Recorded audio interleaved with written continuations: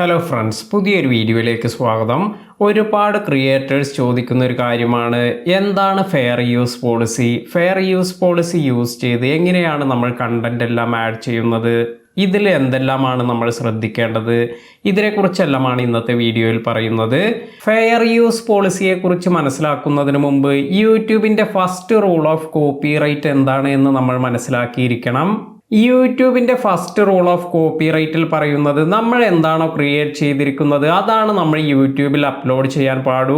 ഇനി അല്ലാതെ നമ്മൾ എന്തെങ്കിലും അപ്ലോഡ് ചെയ്യുകയാണെങ്കിൽ അതിൻ്റെ ഓതറൈസേഷൻ നമുക്ക് ലഭിച്ചിരിക്കണം. അതായത് മറ്റുള്ളവരുടെ കണ്ടന്റ് ഒന്നും നമ്മൾ യൂട്യൂബിൽ അപ്ലോഡ് ചെയ്യാൻ പാടില്ല. മറ്റുള്ളവരുടെ മ്യൂസിക്, മറ്റുള്ളവരുടെ വീഡിയോ അല്ലെങ്കിൽ അവരുടെ ഇമേജസ്, ഇത്തരത്തിലുള്ള കാര്യങ്ങളൊന്നും നമ്മുടെ യൂട്യൂബ് ചാനലിൽ അപ്ലോഡ് ചെയ്യാൻ പാടില്ല. ഇനി നിങ്ങൾ ഇപ്രകാരം മറ്റുള്ളവരുടെ കണ്ടന്റ് നിങ്ങളുടെ ചാനലിൽ അപ്ലോഡ് ചെയ്യുകയാണെങ്കിൽ ഇതിനുള്ള ഓതറൈസേഷൻ നിങ്ങൾക്ക് ലഭിച്ചിരിക്കണം. അതായത് ഇത് യൂസ് ചെയ്യാനുള്ള പെർമിഷൻ നിങ്ങൾക്കുണ്ടായിരിക്കണം. എന്നാൽ മാത്രമാണ് നമുക്കത് നമ്മുടെ ചാനലിൽ അപ്ലോഡ് ചെയ്യാൻ പാടൂ. ഇതാണ് യൂട്യൂബിൻ്റെ ഫസ്റ്റ് റൂൾ ഓഫ് കോപ്പിറൈറ്റ് എന്നതുകൊണ്ട് ഉദ്ദേശിക്കുന്നത്. എന്നാൽ ഇനി നമ്മൾ പറയുന്നത് കോപ്പിറൈറ്റ് എക്സെപ്ഷൻസ് എന്തെല്ലാം എന്നതിനെ കുറിച്ചാണ്. ഈ ഒരു എക്സെപ്ഷൻസിൽ പറയുന്നത്, നമുക്ക് മറ്റൊരു ക്രിയേറ്ററുടെ കണ്ടന്റ് നമ്മുടെ ചാനലിൽ അവരുടെ പെർമിഷൻ ഇല്ലാതെ യൂസ് ചെയ്യാം. എന്നാൽ ഇതിന് നമ്മൾ അറിഞ്ഞിരിക്കേണ്ട കുറേ കാര്യങ്ങളുണ്ട്. ചില സന്ദർഭങ്ങളിൽ മാത്രമാണ് നമുക്ക് ഇപ്രകാരം അവരുടെ കണ്ടന്റ് അവരുടെ പെർമിഷൻ ഇല്ലാതെ നമ്മുടെ ചാനലിലെല്ലാം ആഡ് ചെയ്യാൻ സാധിക്കുക. US-ൽ ഇത്തരത്തിലുള്ള കോപ്പിറൈറ്റ് എക്സംഷന് പറയുന്ന പേരാണ് ഫെയർ യൂസ് പോളിസി എന്നത്. ഈ ഒരു പോളിസി പ്രകാരമാണ് നമ്മൾ ഇപ്രകാരം മറ്റുള്ളവരുടെ കണ്ടന്റ് നമ്മുടെ ചാനലിൽ ആഡ് ചെയ്യുന്നത്. അപ്പോൾ എന്താണ് ഫെയർ യൂസ് പോളിസി എന്ന് എല്ലാ ക്രിയേറ്റേഴ്സും അറിഞ്ഞിരിക്കണം. ഒന്നാമതായി, എന്തിനാണ് ഇത്തരത്തിലൊരു കോപ്പിറൈറ്റ് കണ്ടന്റ് നമ്മുടെ ചാനലിൽ യൂസ് ചെയ്തിരിക്കുന്നത്, അതുപോലെ എത്രത്തോളം പോർഷൻ ഇതിൽ യൂസ് ചെയ്തിട്ടുണ്ട്, അതായത് കോപ്പിറൈറ്റിന്റെ എത്രത്തോളം ഭാഗം നമ്മുടെ ചാനലിൽ യൂസ് ചെയ്തിട്ടുണ്ട്, അതുപോലെ എന്ത് റിലേഷനാണ് നമ്മുടെ കണ്ടന്റും അതുപോലെ ഈ കോപ്പിറൈറ്റ് കണ്ടന്റുമായിട്ടുള്ളത്. ഇത്തരത്തിൽ ഒരുപാട് കാര്യങ്ങളെല്ലാം നോക്കിയതിന് ശേഷമാണ് നമുക്ക് ആ ചാനലിൽ ഈ ഒരു കോപ്പിറൈറ്റ് കണ്ടന്റ് യൂസ് ചെയ്യാനുള്ള പെർമിഷൻ ഉണ്ടോ എന്ന് ഡിസൈഡ് ചെയ്യുക. സാധാരണയായി നമുക്കറിയാം, ചില ചാനലുകൾ അതായത് ന്യൂസ് റിപ്പോർട്ടിംഗ്, ക്രിറ്റിസിസം, അതുപോലെ ടീച്ചിങ്, ഇത്തരത്തിലുള്ള കാര്യങ്ങൾക്കെല്ലാം തന്നെ മറ്റുള്ളവരുടെ കണ്ടന്റ് യൂസ് ചെയ്യേണ്ടതായി വരും. അതിനാൽ തന്നെ ഇത്തരത്തിലുള്ള ചാനലുകൾക്ക് അവരുടെ ഫീലിങ്സ് എല്ലാം എക്സ്പ്രസ് ചെയ്യാനുള്ള ഫ്രീഡമാണ് ഇത്തരത്തിലൊരു ഫെയർ യൂസ് പോളിസി കൊണ്ട് നൽകുന്നത്. അവർക്ക് അവരുടെ ചാനലിൽ പലപ്പോഴും മറ്റുള്ളവരുടെ കണ്ടന്റ് എല്ലാം യൂസ് ചെയ്യേണ്ടതായി വരും. എന്നാൽ അവർ ഇതുപോലെ ഒരുപാട് ഫാക്ടേഴ്സ് എല്ലാം നോക്കി ഇതിനനുസരിച്ച് മാത്രമാണ് അവരുടെ ചാനലിൽ ഈ കണ്ടന്റ് എല്ലാം ഉൾപ്പെടുത്താൻ പാടൂ. അതുപോലെ നമ്മൾ എല്ലാ ചാനലിലും ഇതുപോലെ നമുക്ക് മറ്റുള്ളവരുടെ കണ്ടന്റ് ഒന്നും ഉൾപ്പെടുത്താൻ സാധിക്കില്ല. അതിനാൽ തന്നെ എന്തിനാണ് ഇത് നമ്മുടെ ചാനലിൽ ഉൾപ്പെടുത്തിയിരിക്കുന്നത്, ഇതിന്റെ പർപ്പസ്, ഇങ്ങനെ ഒരുപാട് ഫാക്ടേഴ്സ് എല്ലാം നോക്കിയതിനു ശേഷമാണ് ഇത് നമുക്ക് കോപ്പിറൈറ്റ് കണ്ടന്റ് ആണോ അതോ ഫെയർ യൂസ് പോളിസി ആണോ എന്നെല്ലാം ഡിസൈഡ് ചെയ്യുക. അനാവശ്യമായി മറ്റുള്ളവരുടെ കണ്ടന്റ് എല്ലാം യൂസ് ചെയ്യുകയാണെങ്കിൽ തീർച്ചയായും അതൊരു കോപ്പിറൈറ്റ് ക്ലെയിമായി നമുക്ക് വരും. അതിനാൽ തന്നെ അത്തരത്തിൽ നമ്മൾ ഇത് യൂസ് ചെയ്യാൻ പാടില്ല.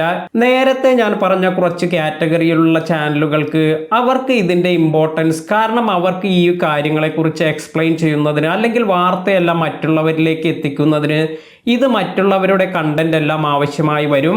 അപ്പോൾ അത്തരത്തിലുള്ള കാര്യങ്ങൾക്കെല്ലാം ഇവിടെ ഈ ഒരു ഫെയർ യൂസ് പോളിസിയുടെ എക്സെപ്ഷൻസ് ലഭിക്കുന്നുണ്ട്.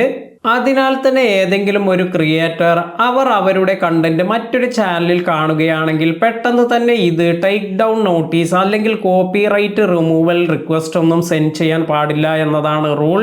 അതായത് ഇത് ഫെയർ യൂസ് പോളിസിയിൽ വരുന്നതാണ് എങ്കിൽ ഇത്തരത്തിൽ ഇതിൻ്റെ കോപ്പിറൈറ്റ് ഓണർ അവർക്ക് ഈ കോപ്പിറൈറ്റ് റിമൂവൽ റിക്വസ്റ്റ് റൈസ് ചെയ്യാൻ പാടില്ല.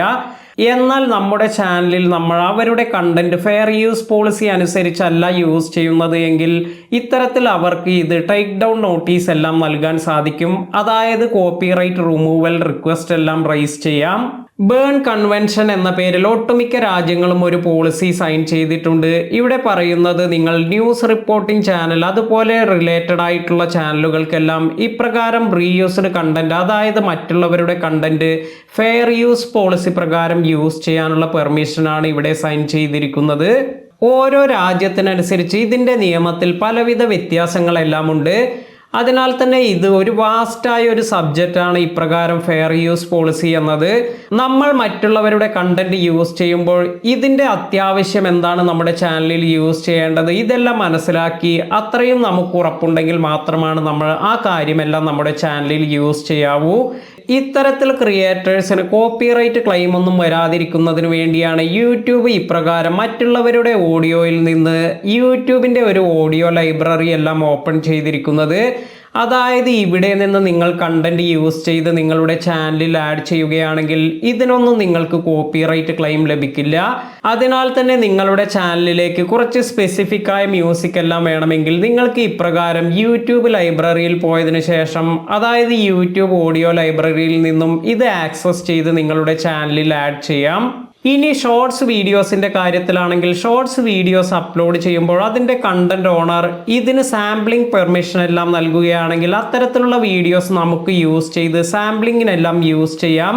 അതായത് അത്തരത്തിലുള്ള വീഡിയോസ് നമ്മൾ മ്യൂസിക്കായെല്ലാം നമ്മുടെ മറ്റ് ഷോർട്സ് വീഡിയോസിലെല്ലാം നമുക്ക് ആഡ് ചെയ്യാൻ സാധിക്കും.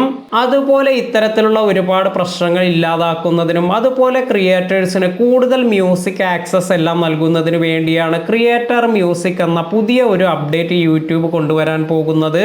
അധികം താമസിയാതെ നമുക്ക് എല്ലാ ക്രിയേറ്റേഴ്സിനും ഈ ഒരു ആക്സസ് കൂടി ലഭിക്കുന്നതായിരിക്കും. ഇപ്രകാരം ഇതെല്ലാം നമുക്ക് ലഭിക്കുകയാണെങ്കിൽ ഇത്തരത്തിൽ നമുക്ക് മറ്റുള്ളവരുടെ കണ്ടന്റ് ഒന്നും ആശ്രയിക്കാതെ നമുക്ക് ഈ ഒരു കണ്ടന്റ് എല്ലാം യൂസ് ചെയ്ത് കോപ്പിറൈറ്റ് ക്ലെയിം എല്ലാം ഒഴിവാക്കാൻ സാധിക്കും. ഇന്നത്തെ ഈ വീഡിയോ നിങ്ങൾക്ക് എല്ലാവർക്കും ഉപകാരപ്പെട്ടു എന്ന് കരുതുന്നു. വീഡിയോ ഇഷ്ടമായെങ്കിൽ ലൈക്ക് ചെയ്യാനും ഈ ഒരു വീഡിയോ നിങ്ങളുടെ സുഹൃത്തുക്കൾക്ക് ഷെയർ ചെയ്ത് കൊടുക്കാനും മറക്കാതിരിക്കുക. പുതിയ അറിവുകളുമായി മറ്റൊരു വീഡിയോയിൽ കാണാം. താങ്ക്